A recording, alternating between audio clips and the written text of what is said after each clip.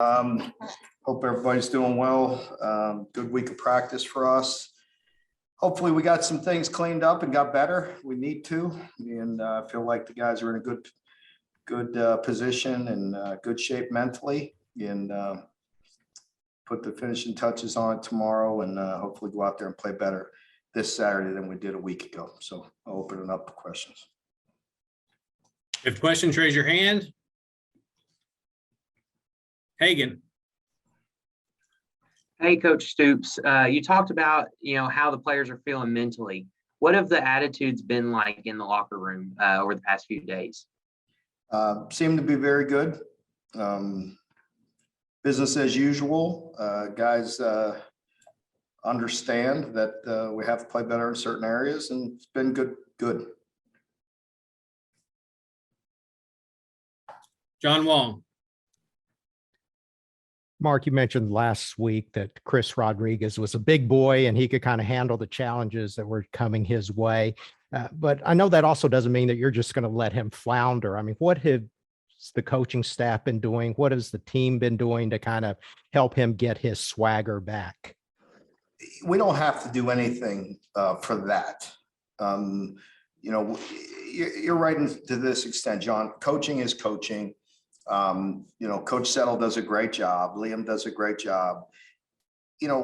Again, I said it time and time again. I don't need to make an excuse for Chris Rodriguez.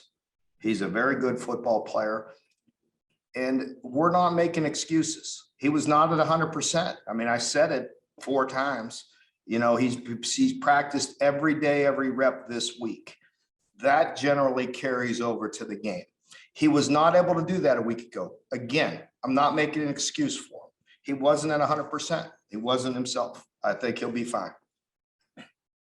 John Hale. Mark, when we talk about Chris's fumbles, the ones earlier in the year were when you were carrying the ball. The ones last week were on the handoffs. Was there anything in particular on the handoff last week that they need to work on? There was a number of things wrong with the handoff on one in particular. That we don't need to get into finger pointing. There was many different things were wrong on that play. John Clay.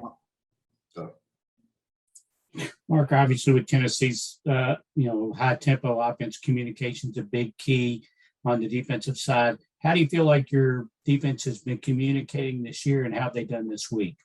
Yeah, it is going to be under as much stress this week as ever. You are correct. I mean, just with how fast they go and how unique they are as far as splits and the pressure that they put on you. So we will be tested this week. We worked extremely hard, with crowd noise and trying to communicate and make them communicate defensively quickly, and also get your eyes back, because you could see they've scored some touchdowns even last time out, when they played just by guys not being ready. So, you better start there. Let's go back to John Hale. Mark, as you all go down the stretch here, how much is that 4-game redshirt rule back in play? Is that something you're managing with guys, or are you just playing guys if you need them at this point? We'll play guys if we need them, but with that under consideration. Jeff Drummond. Mark, I was wondering, Tennessee's MO has kind of been to jump out on people really early this year. A ton of their points have been scored in the first quarter. Is that something that you address with the team or in your preparation or coaching? Or it has a lot to do with just how quickly they go. It's almost impossible to simulate that for an entire practice. We do for segments, we do for periods to get them acclimated. But it's a different story when they're running their offense with something that's new to us, at least for the week. And, at the tempo with which they go, you put that all together, and it's just really hard to simulate that. And then, generally things probably slow down for defenses, and, and with them, hopefully, you could get them off track at times to slow them down. But it's not easy, when they're on track and early in the games, when they can script their plays and they have a good idea of the plays they're going to run, it's extremely fast. So I think that has a lot to do with them jumping out. Josh Moore. Hey, Mark, any anticipation about Marquand having him out there or not this week? We'll see. John Wong. Mark, so much has been made of Tennessee's tempo. Liam was asked on Tuesday about the tempo of his offense, and he said there were a few occasions where he felt like he could have exploited the opponent with some more tempo. Do you agree with that? How do you assess the tempo of the offense this year? Yeah, absolutely. Well, we are a huddle team, so it's hard. You know, we're not a tempo team. But I agree with Liam in that, you know, it can help you at times. You know, we have been in 2-minute drills this year and been effective, and you know, where you have to use tempo. You know, for them, they helped simulate Tennessee for us this week, and by doing that, you know, clearly you could see an advantage at times. But you have to be who you are. So I don't know if I answer your question. I mean, we're not going to change overnight. We're not going to go to some drastic tempo overnight. I mean, Liam is a pro style huddle offense. But is there an advantage at times to going fast? Absolutely. John Clay. Mark, I was just wondering how you feel like your leaders did this week with the team going after last week and going into this week.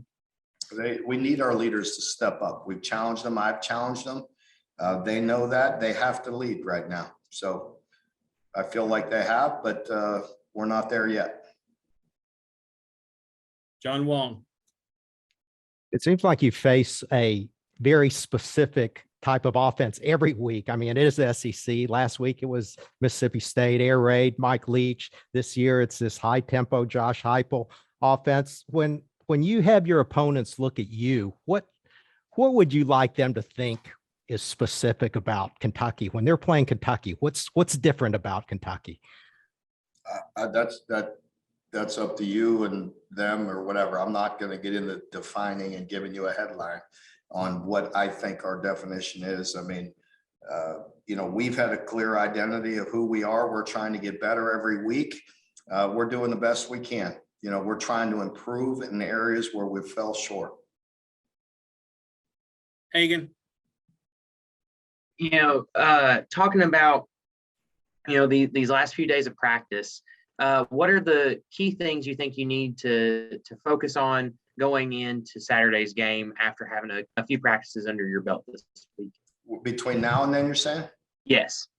It's always a lot mental now. I mean, we have one more practice tomorrow that we'll rip through, you know, 30, 40, 50 plays. But, you know, for the most part, the work's done. They know the game plan, but it's about focusing and doing a little extras, you know, watch a little extra film, make sure they get some sleep tonight and they're well rested for tomorrow's practice. And there's a lot of mental work to be done.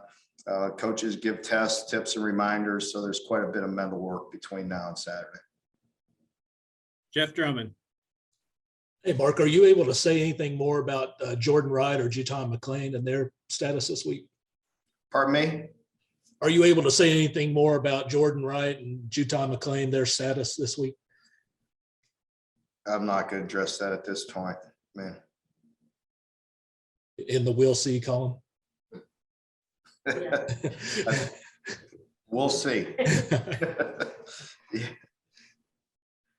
All right, nothing else on the Tell Josh to give me his injury report. Joking. Bye. Thanks, Coach.